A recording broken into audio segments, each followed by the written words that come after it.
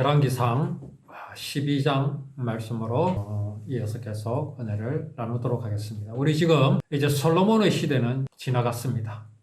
지나갔고 이제 르호보암의 시대가 열리고 있습니다. 자, 과연 솔로몬에서 이제 르호보암으로 넘어가는 이 정권의 이양이 과연 평화로운가? 더 정확하게 말하면 하나님의 뜻대로 진행이 되고 있는가를 우리는 이제 이 말씀 속에서 살펴볼 수가 있습니다. 이거는 단순히 이제 정치가 아닙니다. 또 정치가 되어서도 안 되고요. 왜 그러냐 하면 지금 성경에 우리 열왕기상 말씀에 기록된 여기에 왕과 또 이 나라는 여러 나라와 다릅니다. 하나님께서 아브라함을 택하여 부르시고 그의 후손을 통해서 구원을 이루시기 위해서 세우신 나라이기 때문에 그렇습니다. 그래서 이 나라의 왕이 되려면 사람의 방법으로 되어서도 안 되고 또 사람의 방법으로 나라를 다스려도 안 되는 것이지요. 자, 그런데 르호보암은 지금 어떻게 하고 있는가? 우리가 이제 이 말씀을 12장의 말씀을 시작하면서 우리가 보니까 어떻습니까? 매끄럽게 무엇이 진행되는 것이 아니라 뭔가 자꾸 이제 걸리는 것이 있습니다. 여로보암이 등장을 했죠.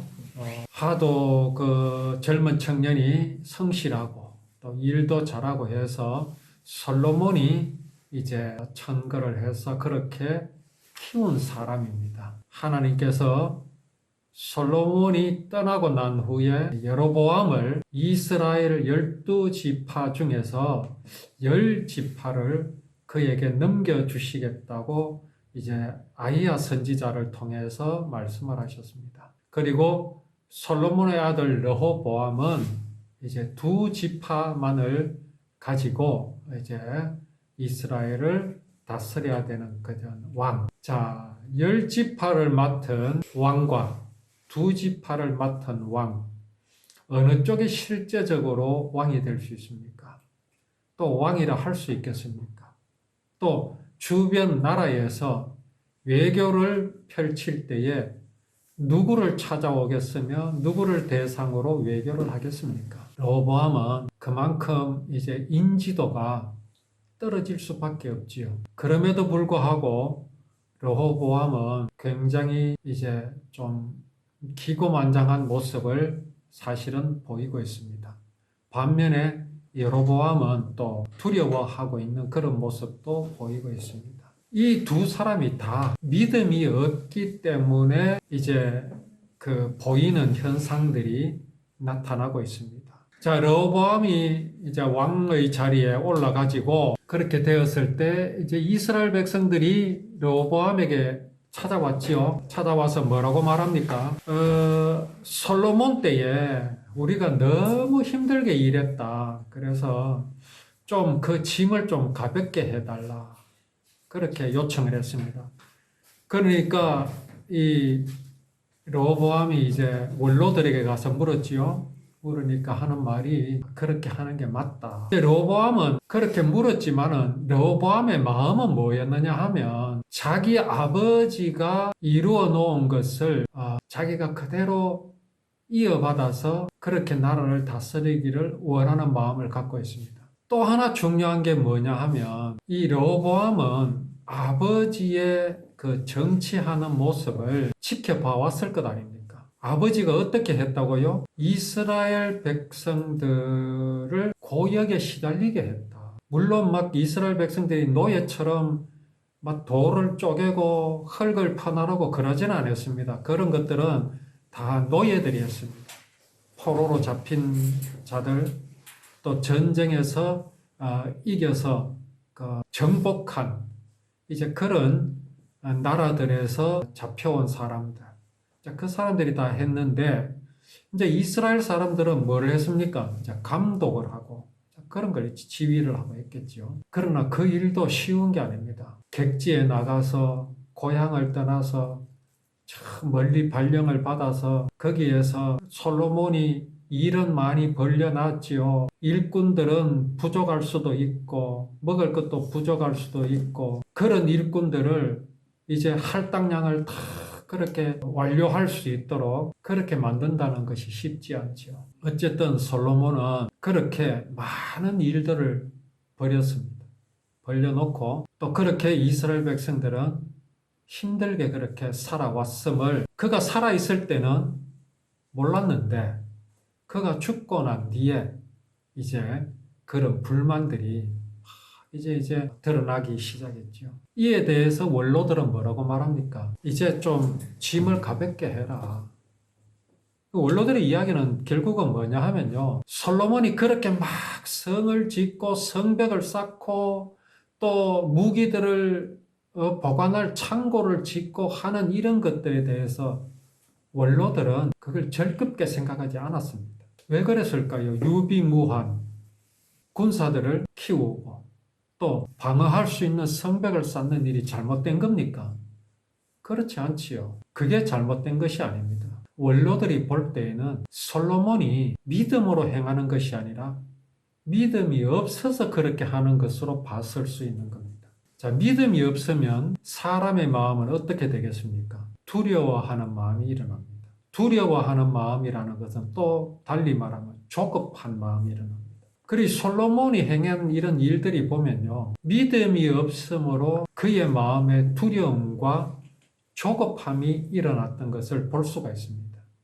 그런 조급하고 두려운 마음이 무엇을 하게 했습니까? 이스라엘 백성들을 막 쥐어짜서 노예들을 부리게 하고 그 노예들을 통해서 성벽을 쌓게 하고 성을 짓게 하고 또 무기고를 짓게 하는 그런 일을 행했던 것이죠. 이것이 원로들의 보기에는 믿음이 없는 모습으로 보였다 하는 것입니다. 그래서 원로들이 르호보암에게는 뭐라고 말합니까? 아버지 같이 하지 마라. 그렇게 하지 않아도 이 나라는 사람이 지키는 것이 아니라 여호와 하나님께서 지켜주신다. 그러니까 이렇게 하지 마라. 근데 르호보암은 어떻습니까? 지금 르호보암은 원로들의 말을 믿음의 말로 받아들이지 않습니다. 그저 꼰대들이 하는 소리다. 나이 많은 사람이 캐캐 묵은 소리로 하는 것 같다. 이렇게 생각하는 것이죠. 르호보암은 누구의 말을 들어야 할지를 모르고 있습니다. 이러한 판단력이 떨어지는 이유가 뭐냐 하면 이스라엘을 지키시는 이가 하나님이시라는 그러한 믿음이 없기 때문에 그렇습니다. 율법을 묵상하고 그 율법을 지키는 마음이 없기 때문에 그런 겁니다. 율법에 뭐라고 말씀하셨습니까? 이방 여인들과 혼인하지 말라. 또 왕이 되거든 말들을 많이 두지 마라 그러셨어요. 율법에 분명히 그렇게 모세를 통하여서 이미 가나안에 들어오기 전에 하나님께서 말씀하여 주셨잖아요. 그런데 솔로몬은 그렇게 하지 않았고 르호보암은 그런 아버지를 지켜봐 왔습니다. 그러니 원로들의 말을 들을 귀가 그에게는 없었습니다. 원로들의 말이 그의 마음에 시원하지 않았다는 것이죠. 그러니까 이제 누구한테 묻습니까? 자기가 늘 가까이 했던 젊은이들에게 물어보는 겁니다. 젊은 사람들에게 물어보니까 뭐라고 말합니까? 노인네들은 우리 아버지하고 같이 그렇게 지내왔던 노인네들한테는 물어보니까 아마 이 노인네들은 또 그의 할아버지 다윗과도 함께 하였던 사람들이겠죠. 그렇다면 무엇을 우리는 짐작할 수 있습니까? 이 노인네들의 말에는 분명 다윗의 그 믿음의 삶도 그들에게 경험으로 함께하고 있었다라는 것을 우리는 알 수가 있죠. 그러면 그 노인들의 말은 분명코 믿음이 함께한 그런 말일 수 있습니다. 그런데 르호보암은 그 말은 듣지 않습니다. 누구의 말을 듣느냐 하면 자기와 함께 자라난 어린 사람들과 의논하고 그들의 말을 듣습니다. 이렇게 르호보암은 자신의 어떤 믿음이 없이 흔들리는 그런 모습을 드러내고 있습니다. 자, 르호보암과 함께 자라났던 소년들이 있죠. 그러니까 말하자면 르호보암과 이 동갑내기들이죠. 이 사람들은 다윗을 알겠습니까? 그 다윗이 믿음으로 연전연승하고 적들을 다 물리치고 이스라엘을 정말 가나안을 완전히 정복한 그런 나라로 세우기까지의 그 다윗의 그 믿음의 삶을 이 젊은 사람들은 보았겠습니까? 40년 세월 동안 자기 아버지가 다윗에게로부터 나라를 물려받아 가지고 전에도 없고 후에도 없을 큰 영화를 누리는 나라가 되었습니다. 그러면 르호보암은 무엇을 보아야 합니까? 자기 아버지를 보는 것이 아니라 이 나라를 이렇게 일으켜 주신 하나님을 보아야 하는 거거든. 그런데 르호보암은 도무지 그런 눈이 없었습니다. 이제 그에게 남은 것은 이 나라를 내가 어떻게 누려야 하고 누려야 할 것이며 이 부귀 영화를 내가 어떻게 즐겨야 할 것인가. 하나님께서 이스라엘을 그렇게 세워주신 이유가 다른 데 있는 게 아니지 않습니까? 이 나라를 통해서 구원을 이루시기 위해서 하나님께서는 아브라함 한 사람을 부르셔서 그의 후손으로 민족을 이루게 하셨고 또 그 후손에게 땅을 주시고 나라를 주시지 않았습니까? 르호보암은 이것을 생각했어야 합니다. 이것을 바라봤어야 하는데 르호보암은 불행하게도 그것을 놓쳤습니다. 왜 놓쳤겠습니까? 첫째는 르호보암의 잘못입니다. 그 다음에 또 뭐가 문제였습니까? 아버지 솔로몬의 문제입니다.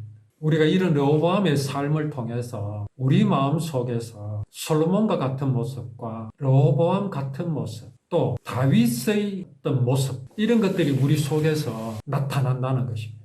그럴 때 우리는 르호보암 같이 이 사람에게 묻고 저 사람에게 물을 것이 아니라 정말 정확한 해답을 우리는 가지고 있어야 합니다. 그리고 그 정확한 해답은 분명히 우리 안에 있다라는 사실을 우리는 잊어버리지 말아야 합니다. 또 그 정확한 해답을 우리는 늘 찾아내어서 사용할 수 있도록 그러기 위해서 반드시 필요한 것이 바로 이 말씀의 시간입니다. 이런 말씀의 시간을 통해서 내게 가장 정확한 해답이 무엇인지를 이런 말씀을 통해서 우리가 항상 발견하고 또 그것을 늘 간직하는 우리의 삶이 되기를 원합니다.